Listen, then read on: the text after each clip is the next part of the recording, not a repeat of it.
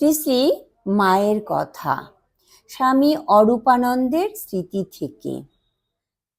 সাধন বলো, ভজন বলো, তীর্থ দর্শন, অর্থ উপার্জন সব প্রথম বয়সে করে নিতে হয়।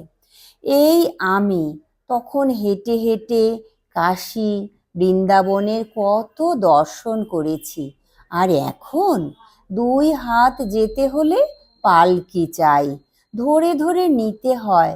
বৃদ্ধ বয়সে কফ শ্লেষ্মায় ভরা, শরীরের সামর্থ্য নেই, মনে বল থাকে না, তখন কি আর কোনো কাজ হয়?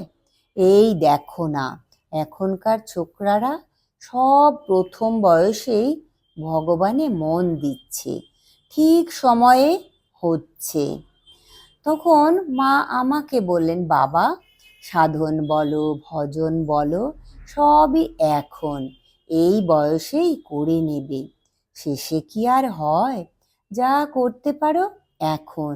এই আমি এখন যারা প্রথম তোমার কৃপা হচ্ছে তারা তো ভাগ্যবান, এরপর যারা আসবে তাদের কি হবে? মা, সে কি, তা হবে না কেন?